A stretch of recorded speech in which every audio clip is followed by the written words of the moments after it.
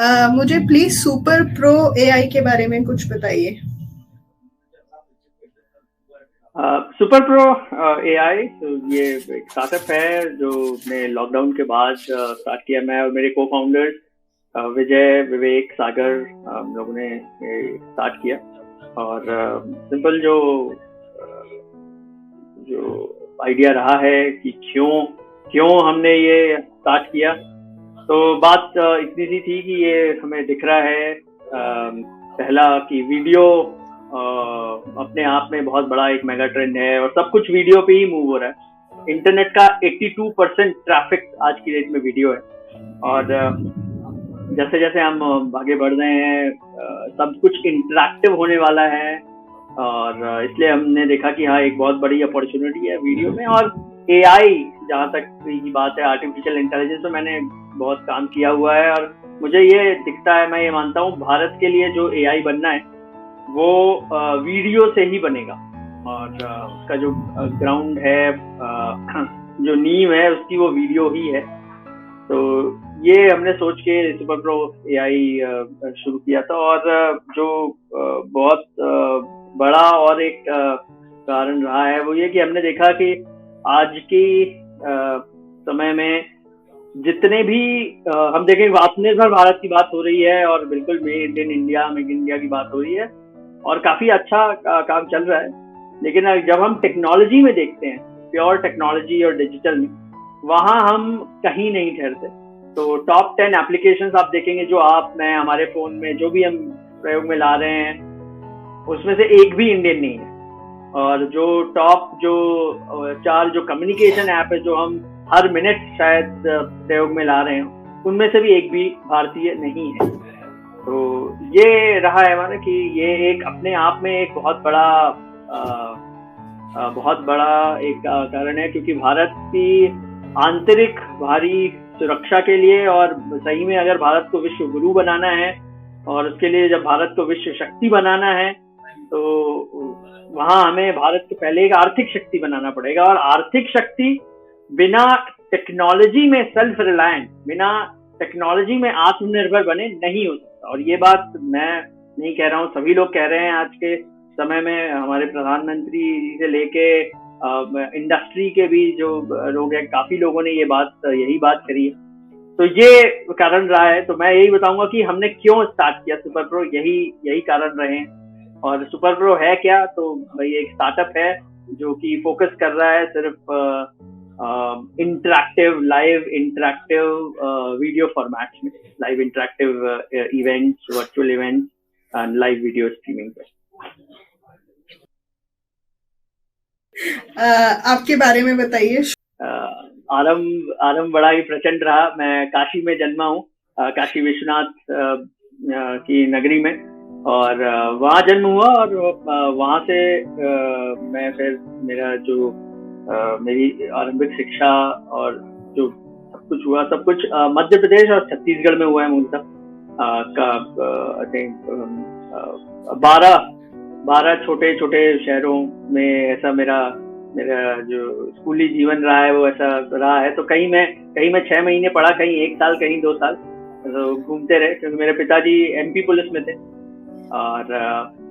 और वहां से ही कहीं एक बात थी कि हाँ, मेरे पिताजी ने, जैसा कि एक हम बोल सकते हैं मिडिल क्लास जो वैल्यू जो रहती है, हाँ भाई, पिताजी के लिए पढ़ाई बहुत जरूरी थी। और उन्होंने हमेशा ऐसा पढ़ाई के लिए कभी मुझे दबाव नहीं बनाया, लेकिन वो हमेशा मुझे किताबें देते रहते थे, अलग अलग कुछ पढ़ने के लिए देते। और मुझे पढ़ने में रुचि बचपन से थी। और यही हुआ कि मेरे मित्रों ने देखा आसपास छत्तीसगढ़ में, मेरे जो मित्र थे, मित्रों ने ही बोला, नहीं यार, तू अच्छी पढ़ाई करता है, तुझे आईआईटी जाना चाहिए। और तब मुझे आईआईटी के बारे में, जब मैंने 10वीं पास की थी, तब मुझे पता लगा था। और तब एक और मित्र है, उन्होंने सहायता की कि भाई हाँ, आओ यहाँ पर और तैयारी करो आईआईटी की।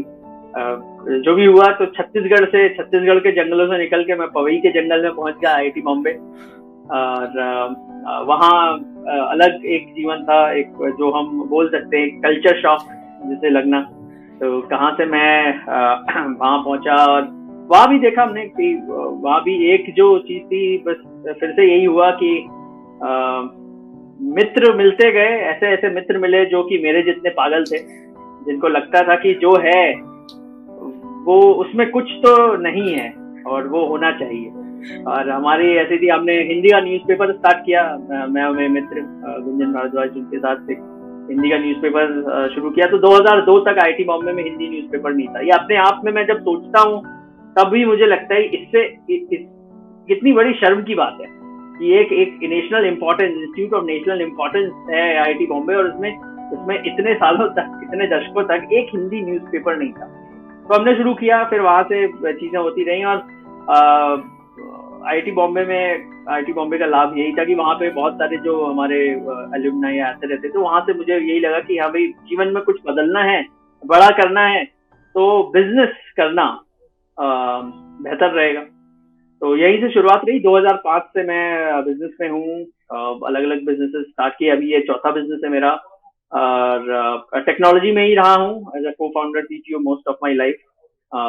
और उसमें भी अलग अलग टेक्नोलॉजी, तो वेब 2.0, फिर internet of things, big data analytics, AI, सभी कुछ में काम किया हुआ है, ब्लॉकचेन।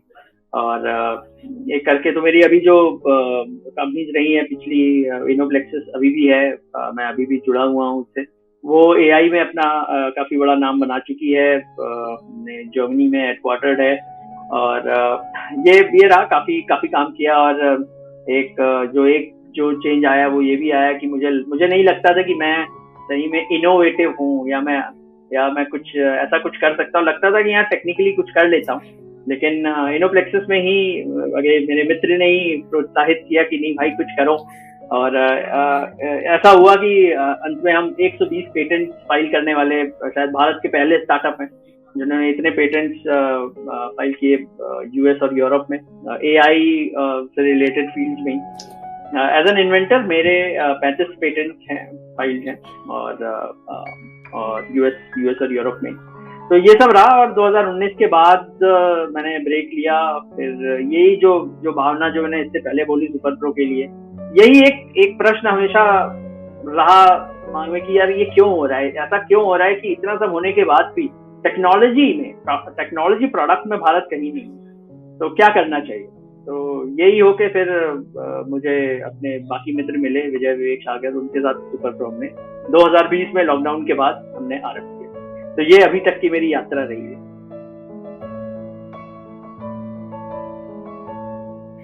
वयम कैसे शुरू हुआ गौरव, ये बताइए। तो वयम की यात्रा हुई कि जब सुपर प्रो की यात्रा चल रही थी तब हमने सोचा हमारा फोकस सारा टेक्नोलॉजी पर था, टेक्नोलॉजी प्रोडक्ट पर था। और 2021 में जब कोरोना की दूसरी लहर आई, जो भी हमने देखा कि हम अपने प्रोडक्ट लेवल पर भी प्रोडक्ट से कैसे लोगों को सहायता कर सकते हैं। तो हमने क्या किया, हमने देखा कि जो कर सकते हैं वो करेंगे। और उस वक्त सुपर प्रो कई डॉक्टरों ने यूज किया दुनिया में, और कई संस्थाओं ने प्रयोग में लाना शुरू किया। और फिर हमने देखा कि एक बहुत अलग सी एक चीज है, बहुत डिफरेंट डायरेक्शन में, और बहुत अलग तरीके लोग भी इसको प्रयोग में ला रहे हैं। हमने देखा कि यहाँ पे आरती हो रही है, यहाँ भजन हो रहे हैं, यहाँ रामायण कथा हो रही है। तब हमें लगा कि ये क्यों हो रहा है, क्यों ये लोग जूम पे नहीं कर रहे हैं, या गूगल मीट पे नहीं कर रहे हैं, या फेसबुक यूट्यूब पे नहीं कर रहे हैं, क्योंकि सभी को पता था कि ये है। और वहां से ही हमने सोचा कि ये क्या है। जब हमने लोगों से बात की तो पाया कि एक बहुत बड़ा एक गैप है। और ये मैं बोलूंगा कि बहुत एक सोचने में, अगर मैं बोलूँ तो बहुत आसान सी बात है समझने के लिए। क्या जो भी हम प्रोडक्ट यूज कर रहे हैं, क्या ये हमारे भारतीय होने और हमारी भारतीय संस्कृति का कहीं भी प्रतिनिधित्व तो दूर की बात है, या क्या ये कहीं भी हमें ये समझाते कि हाँ भाई आप भारतीय हैं, ये भारतीय संस्कृति है, इसलिए ये प्रोडक्ट भी ऐसा है। आप कोई भी प्रोडक्ट उठा लीजिए, किसी प्रोडक्ट का कहीं दूर दूर तक ना भारत से ना भारतीय संस्कृति से कोई भी सरोकार है। और ये हमने देखा कि हम आज हाँ ये सारे प्रोडक्ट यूज कर रहे हैं, लेकिन एक लोगों में वो भावना है कि ये सभी बाहरी हैं, इन सबसे मैं जुड़ नहीं पा रहा हूँ। मैं प्रयोग में ले आ रहा हूँ क्योंकि मेरे पास कोई ऑल्टरनेटिव नहीं, लेकिन मैं जुड़ नहीं पा रहा हूँ। और वो जुड़ने वाली बात हमने देखी कि कहाँ पर है कि बहुत ही से लेवल पर कि हम जब हम भारत में कुछ करते हैं, जैसे मैं हमेशा एग्जांपल यही देता हूँ कि अभी जब यूएस में या यूरोप में कोई एक कार खरीदेगा तो क्या करेगा, वो जाएगा शोरूम में, कार खरीदेगा और वापस आएंगे, फिर they celebrate it over a beer और वाइन, राइट। अपने मित्रों के साथ भाई पार्टी होगी, ज्यादा से ज्यादा अगर होगी तो, वो भी नहीं होती, अगर होगी तो वो होगा, और उसके बाद लोग गाड़ी चलाना शुरू करेंगे।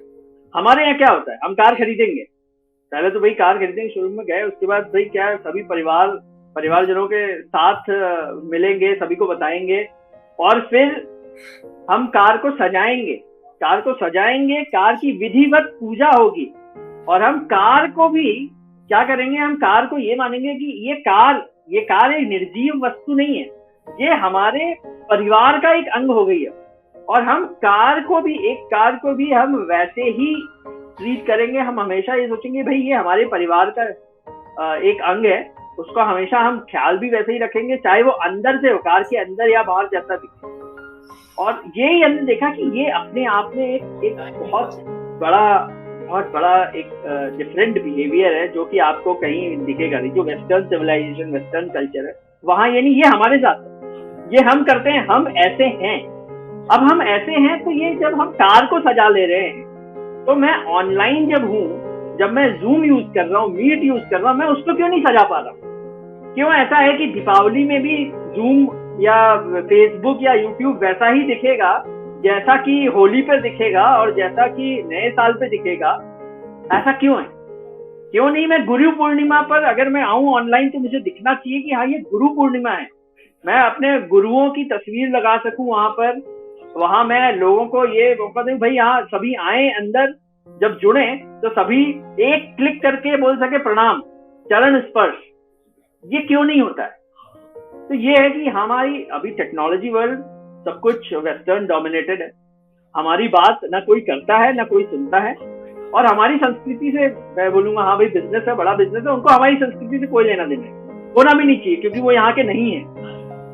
और यही हमारा मूल रहा कि ये जब हमने देखा कि एक ऐसा प्रोडक्ट चाहिए, एक ऐसी सोच चाहिए जहां लोग जुड़े और उन्हें गर्व हो कि हाँ हम भारतीय हैं, हाँ ये हमारी संस्कृति है।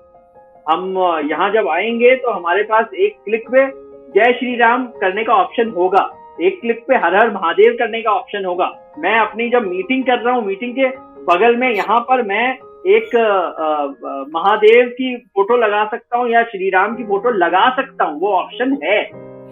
तो यही रहा है वयम के पीछे। और वयम का मैं अर्थ बता देता हूँ, संस्कृत शब्द से लिया गया है। संस्कृत में जब हम संस्कृत सीखना शुरू करते हैं तो अहम आवाम वयम, यहीं से संस्कृत का आरंभ होता है। और वयम का अर्थ है हम, इंग्लिश में वी। और ये हमें यही लगा कि हाँ जो हमारे एक मैं दूसरा भी ऐसे कनेक्ट करूंगा कि हमारे कॉन्स्टिट्यूशन में ही बोला जाता है वी द पीपल। और जब हम भारत में अपनी संस्कृति की बात करते हैं, हम कभी अहम की बात नहीं करते, हम अपनी बात नहीं करते, हम हमेशा बोलते हैं हम हैं, ये हमारा परिवार है, ये हमारा राष्ट्र है। हम ये नहीं बोलते ये मैं हूं, ये मेरा राष्ट्र है, नहीं, हमारा राष्ट्र। तो हम वाली जो भावना है हम उसे लाना चाहते थे, इसलिए नाम हमने वयम लिया है। इस पूरे इसका जो ये पूरा आपका सफर रहा, इसमें बहुत से चैलेंजेस भी आए होंगे गौरव, बहुत सी चुनौतियां रही होंगी, उनके बारे में कुछ बताइए। तो अभी जब हमने सुपर प्रो पर और वयम पर जो काम किया, जैसा हमने, तो हर व्यवसाय, हर बिजनेस, हर स्टार्टअप अपने आप में अलग होता है, अपने आप में यूनिक है। बहुत ही अलग चुनौतियां आती जाएंगी, चैलेंजेस आते हैं, प्रॉब्लम्स आती हैं। अभी जैसे जब हम आए, हमने शुरू किया था, तभी ये था कि हाँ अब सब कुछ रिमोट हो गया है। तो टीम आप मिल नहीं पा रही थी, टीम सब कोई अपने अपने घर पे थे। तो सबसे बड़ा प्रश्न था क्या हम काम कर पाएंगे और कैसे करेंगे। तो वो अपने आप में एक बड़ी चुनौती थी, क्योंकि मैं अपनी प्रोफेशनल जर्नी में, अपनी यात्रा में मैं तो रिमोटली काफी काम किया है, मैंने कई वर्षों तक किया है, तो मैं अभ्यस्त था। लेकिन मेरी जो बाकी टीम मेंबर्स हैं और जो काफी यंग हैं, उनके लिए समस्या थी, उन्होंने कभी रिमोटली काम ही नहीं किया था, तो बहुत बड़ी समस्या थी। फिर लेकिन हो गया, फिर हमने वही कि हाँ भाई धीरे धीरे लोगों को समझ में आ गया, आदत होगी, समझ में आ गया कि क्यों ये बेहतर है। वो हुआ। उसके बाद फिर हमें जो एक सबसे बड़ी और चुनौती थी ये समझना कि भाई हम क्या बनाएं और किसके लिए बनाएं, क्योंकि एक है कि अगर हम वीडियो की बात करते तो हाँ ये ऐसा एक दिमाग में आएगा कि हाँ ये तो सबको चाहिए, लेकिन आप सभी के लिए एक प्रोडक्ट नहीं बना सकते। आपको एक यूजर सेट देखना पड़ेगा, लोग देखने पड़ेंगे, कौन से लोग हैं जिनकी एक छोटी समस्या है जो हम आज सुलझा सकते हैं।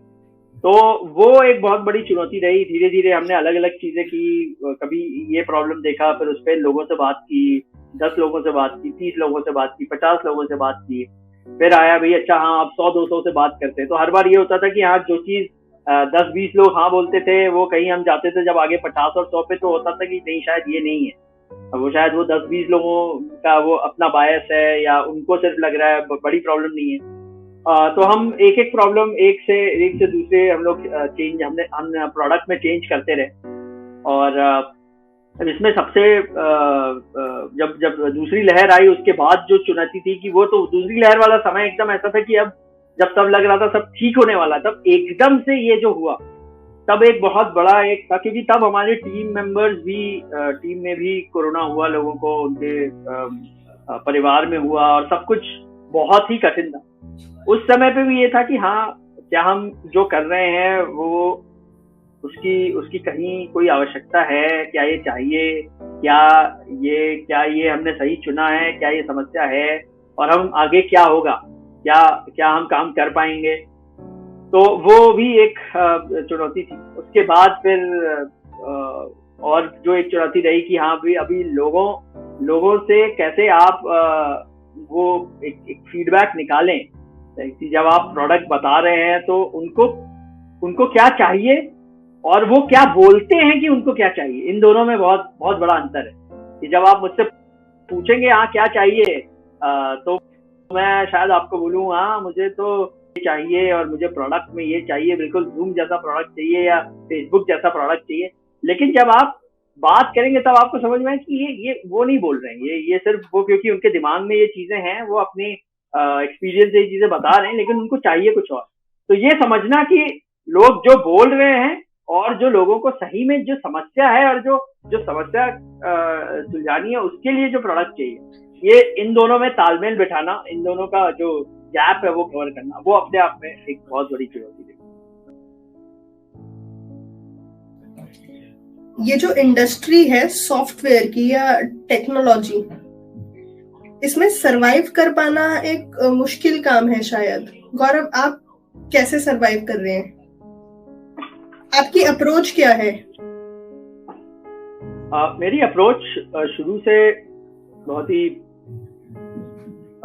वैल्यू ड्रिवन मूल्यों पर आधारित है। और मैं जब वैल्यू की बात करूंगा तो वैल्यू एक वो वैल्यू है जो बिजनेस वैल्यू है, जो एक बिजनेस एक जो वैल्यू डिलीवर करता है।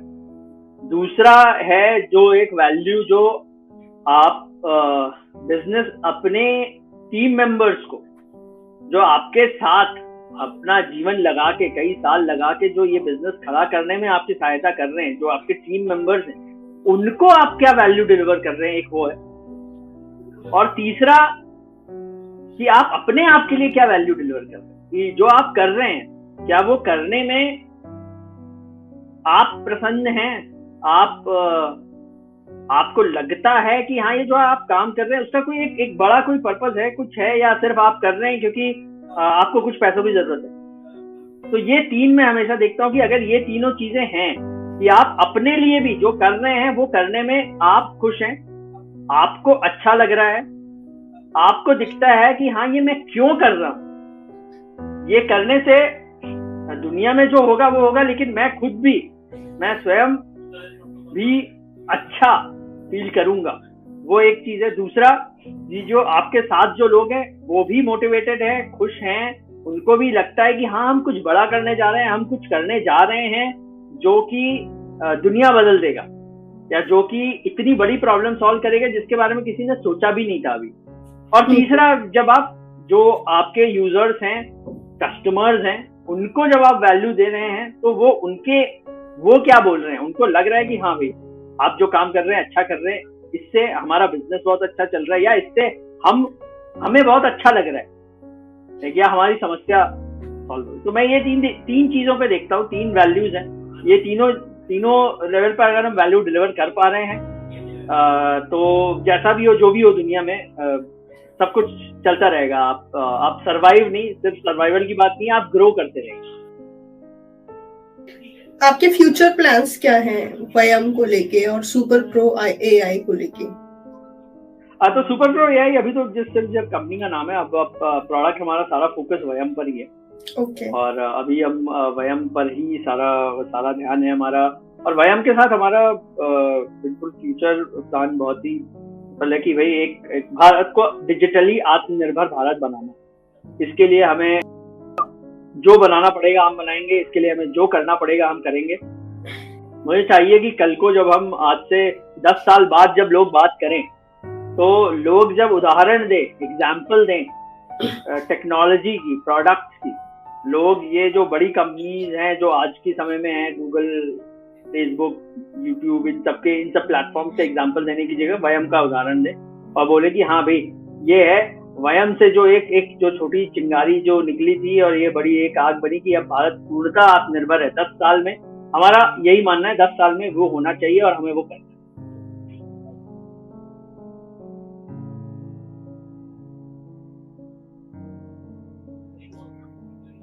हमारे जो अगली जेनरेशन है एंटरप्रेन्योर्स की, उनके लिए कोई मैसेज दीजिए गौरव।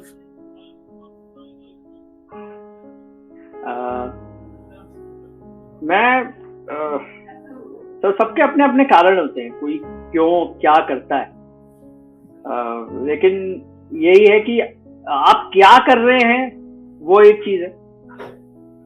एक अपने दिमाग में हमेशा एक क्लैरिटी रखिए कि आप क्यों कर रहे हैं, क्योंकि ये क्यों यदि आपको समझ में नहीं आएगा तो कहीं ना कहीं आपकी गाड़ी अटकती रहेगी, या आप निराश हो जाएंगे या हताश हो जाएंगे, या आप तो क्यों का उत्तर होना चाहिए आपके पास कि मैं क्यों कर रहा हूँ। और ये जो है, ये इसको बोलते हैं कन्वर्सेशन विद योरसेल्फ, अपने आप से प्रश्न उत्तर करना कि भाई ये क्या है, क्यों हो रहा है, मुझे ऐसा क्यों लग रहा है, मैं ये क्यों कर रहा हूँ। और क्यों पे मैं अब ये बोलूंगा कि भाई जब आप क्यों अपने आप से सवाल करें और जब आपके पास जवाब आए तो आप क्यों में एक चीज सोचिए कि जो भी आप करें, बिजनेस आप खड़ा करने जा रहे हैं, मैं एक ही चीज बोलूंगा कि हमेशा बस देखिए कि जो हम हैं, जो आप हैं, ऐसा कुछ करिए जहां कि आप खुद उससे रिलेट कर पाए।